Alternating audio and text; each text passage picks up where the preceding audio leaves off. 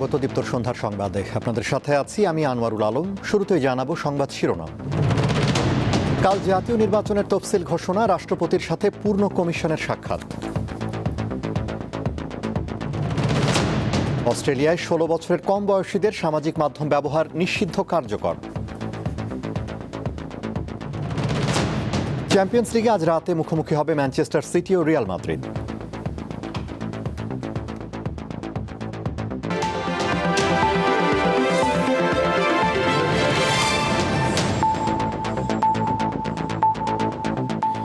এবার বিস্তারিত। প্রধান উপদেষ্টার কাছে পদত্যাগপত্র জমা দিয়েছেন অন্তর্বর্তী সরকারের দুই উপদেষ্টা আসিফ মাহমুদ সজীব ভূঁইয়া ও মাহফুজ আলম। বুধবার সন্ধ্যায় গণমাধ্যমকে একথা জানিয়েছেন প্রধান উপদেষ্টার প্রেস সচিব শফিকুল আলম। আসন্ন ত্রয়োদশ জাতীয় সংসদ নির্বাচনের তফসিল ঘোষণা করা হবে কাল। বৃহস্পতিবার সন্ধ্যায় 6টায় জাতির উদ্দেশ্যে দেয়া ভাষণে প্রধান নির্বাচন কমিশনার এএমএম নাসির উদ্দিন তফসিল ঘোষণা করবেন।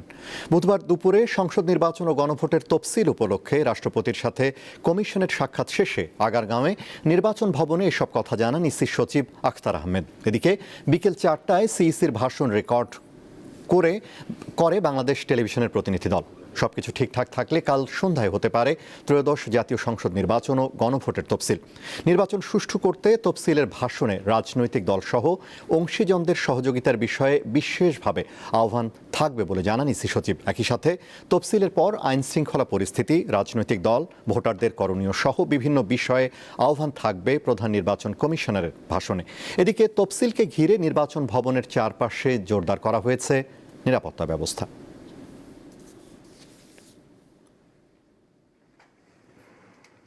আগামীকাল সন্ধ্যা 6টার সময় তফসিল ঘোষণা করা হবে। মাননীয় প্রধান নির্বাচন কমিশনার তফসিল আপনার অন এয়ারে আপনাদেরকে জানিয়ে দিবেন। উনি জাতির উদ্দেশ্যে ভাষণ দেবেন, এখানে তফসিল ঘোষণা করে দিবেন। আসন্ন ত্রয়োদশ জাতীয় সংসদ নির্বাচনের তফসিল ঘোষণার আগে রাষ্ট্রপতি মোহাম্মদ শাহাবুদ্দিনের সঙ্গে বৈঠক করেছেন প্রধান নির্বাচন কমিশনার এএমএম নাসির উদ্দিনের নেতৃত্বাধীন কমিশন। সিইসির সঙ্গে প্রতিনিধি দলে ছিলেন 4 জন নির্বাচন কমিশনার ও ইসির সিনিয়র সচিব আখতার আহমেদ। বৈঠকে নির্বাচনের সার্বিক প্রস্তুতির বিষয়ে অবহিত করেন সিইসি। তা জেনে সন্তুষ্টি প্রকাশ করেন রাষ্ট্রপতি এবং সুষ্ঠু নির্বাচন আয়োজনে যত সাহায্য দরকার সব সহায়তা করবেন বলে জানিয়েছেন তিনি। দুপুরে রাষ্ট্রপতির বাসভবন বঙ্গভবনে বৈঠক শেষে তথ্য জানান ইসি সচিব আখতার আহমেদ। তিনি জানান, বৈঠকে ভোটার তালিকায় ক্রম সংযোজন, রাজনৈতিক দলের নিবন্ধন এবং সংসদ নির্বাচনের দিনই গণভোট আয়োজন নিয়ে কথা হয়েছে। পাশাপাশি ভোট গ্রহণের সময় 1 ঘণ্টা বাড়ানো এবং ইসির সার্বিক বিষয়ে জানানো হয়েছে রাষ্ট্রপতিকে।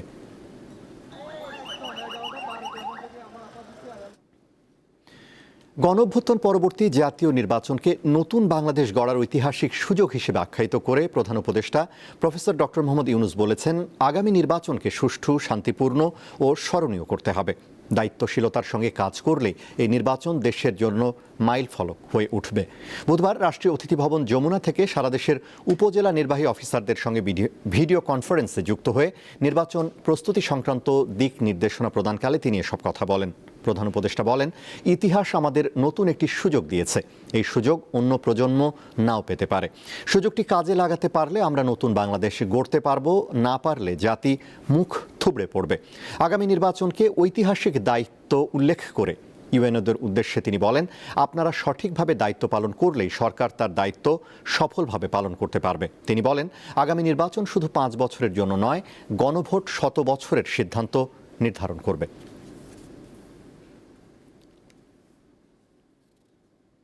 তাদের হাত দিয়ে এই নতুন বাংলাদেশের জন্ম হবে, তাদের সঙ্গে আমি কথা বলতে বসছি। যেহেতু আমরা এক টিম, আমরা যদি কাজ ঠিক মতো করি তাহলে সে নতুন বাংলাদেশ হবে। আর ঠিক মতো না করলে আর পুরানোর চক্করের মধ্যে আমরা থেকে যাব। খুনাখুনি করব, মারামারি করব, টাকা মারব, মানুষ ঠকাবো, সব কিছু পুরনো স্টাইলে যা যা হয় সেগুলো হতে থাকবে। আমাদের সুযোগ আছে এর থেকে বেরিয়ে আসা। ত্রয়োদশ জাতীয় সংসদ নির্বাচনের জন্য প্রথম ধাপে ১২৫ আসনে প্রার্থী ঘোষণা করেছে জাতীয় নাগরিক পার্টি এনসিপি। বুধবার বেলা ১১টায় রাজধানীর বাংলা মোটরে এনসিপির অস্থায়ী কার্যালয়ে সংবাদ সম্মেলনে প্রার্থীদের নাম ঘোষণা করা হয়। ঘোষিত তালিকা অনুযায়ী এনসিপির আহ্বায়ক নাহিদ ইসলাম নির্বাচন করবেন ঢাকা ১১ আসনে, আর সদস্য সচিব আখতার হোসেন নির্বাচন করবেন রংপুর ৪ আসনে। পঞ্চগড় ১ আসন থেকে লড়বেন উত্তরাঞ্চলের মুখ্য সংগঠক সার্জিস আলম। প্রথম ধাপে ১২৫ আসনে দলীয় প্রার্থীর নাম ঘোষণা করে এনসিপি। এ সময় নির্বাচনের প্রস্তুতি নিয়ে প্রার্থী ঘোষণা শুরু করলেও ভোটে জেতাই নির্বাচনের মূল লক্ষ্য নয় বলে জানিয়েছেন জাতীয় নাগরিক পার্টির আহ্বায়ক নাহিদ ইসলাম। নির্বাচনে আসন জেতাই যদি লক্ষ্য হতো তাহলে তারা কোনো না কোনো জোটভুক্ত হতেন।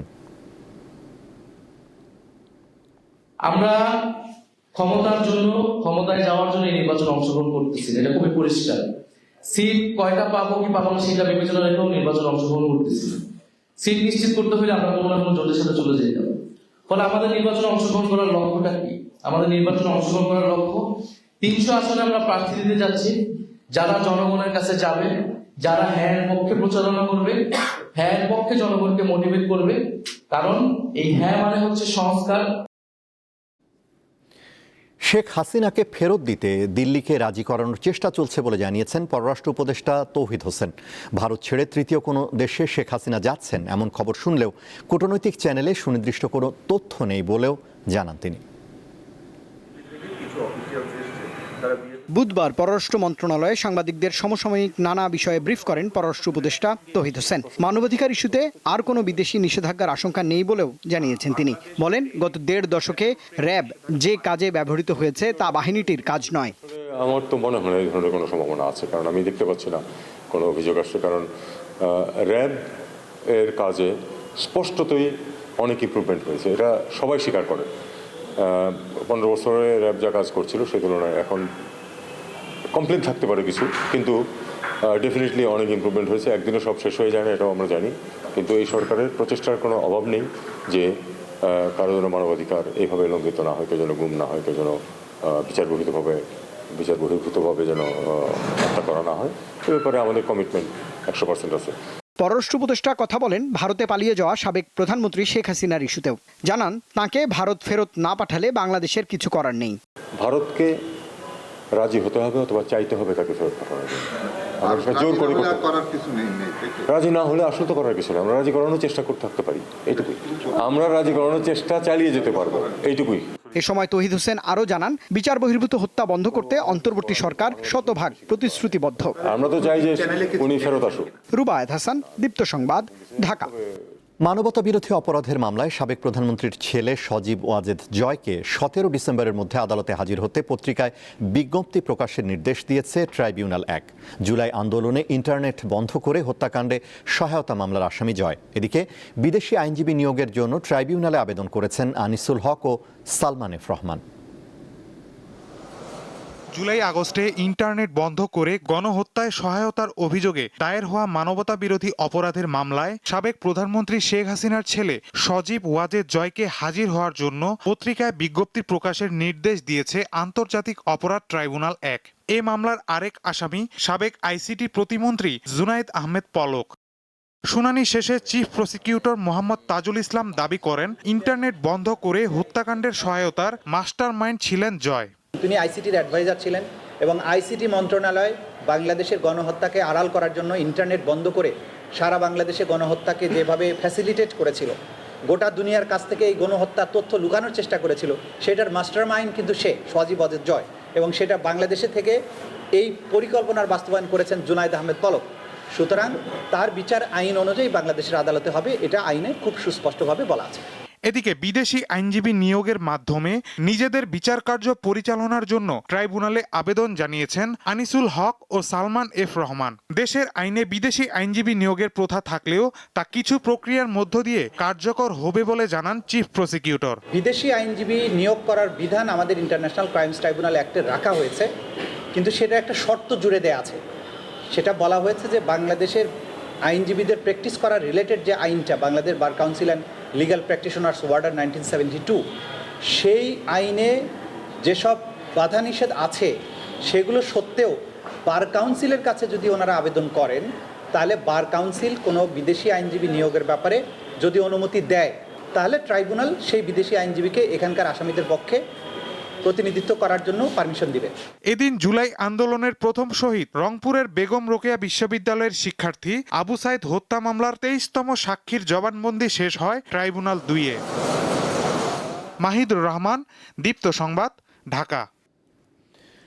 বাগেরহাট ও গাজীপুরের সীমানা নিয়ে নির্বাচন কমিশনের জারি করা গেজেট অবৈধ ঘোষণা করে হাইকোর্টের রায় বহাল রেখেছে আপিল বিভাগ। রায় বলা হয়েছে, বাগেরহাটে সংসদীয় আসন 4টি এবং গাজীপুরে 5টি আসনই বহাল থাকবে। দুপুরে প্রধান বিচারপতি ডক্টর সৈয়দ রেফাত আহমেদের নেতৃত্বাধীন 5 বিচারপতির বেঞ্চ এর রায় দেয়। এর আগে গত 10 নভেম্বর বাগেরহাটের সংসদীয় আসন 4টি থেকে কমিয়ে 3টি এবং গাজীপুরের 5টি থেকে বাড়িয়ে 6টি নির্ধারণ করে নির্বাচন কমিশনের প্রজ্ঞাপন অবৈধ বলে ঘোষণা করে রায় দেয় হাইকোর্ট। এ সংক্রান্ত রিটের রায়ে একই সঙ্গে আগের সীমানা অনুযায়ী বাগেরহাটে 4টি এবং গাজীপুরে 5টি আসন বহাল রাখতে ইসিকে নির্দেশ দেয় আদালত। হাইকোর্টের রায়ের বিরুদ্ধে আপিল করা হলে ওই রায় বহাল রাখে আপিল বিভাগ।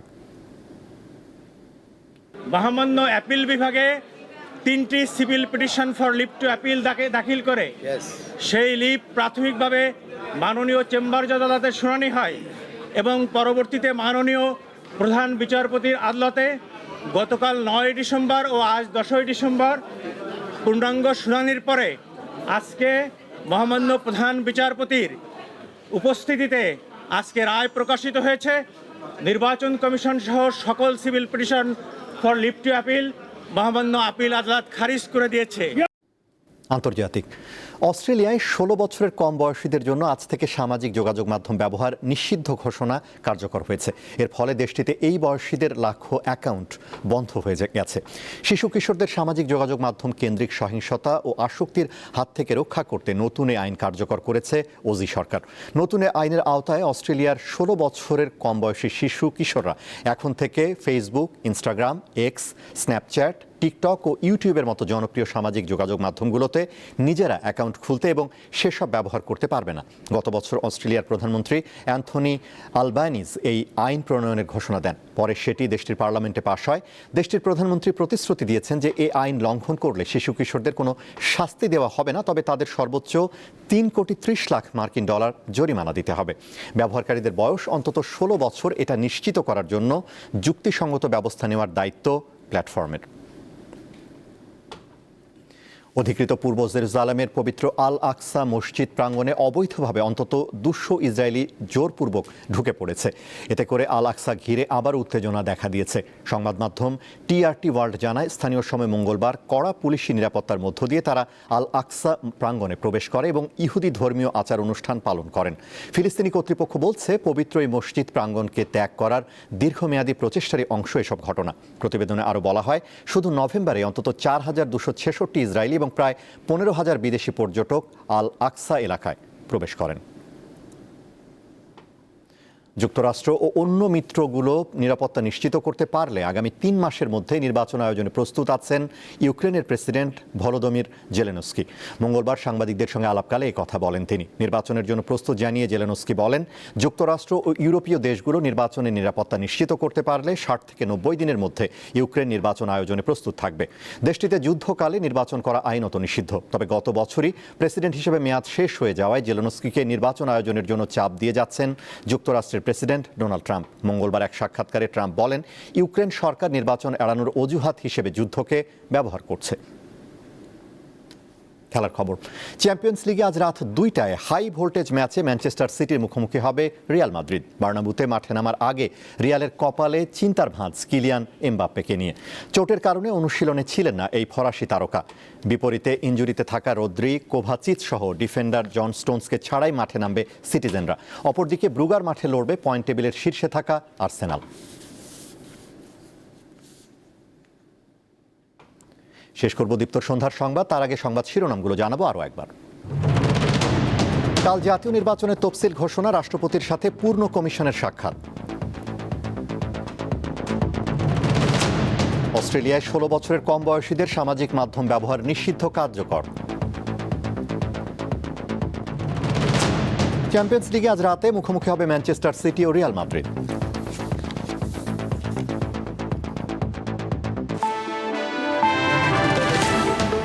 ছিল এখনকার মতো। আমাদের পরবর্তী দীপ্ত সংবাদ রাত 11টায় দেখার আমন্ত্রণ। এছাড়া আরও তথ্য ও বিনোদনের খবর পেতে যুক্ত থাকুন দীপ্তর ডিজিটাল প্ল্যাটফর্মগুলোতে। ধন্যবাদ।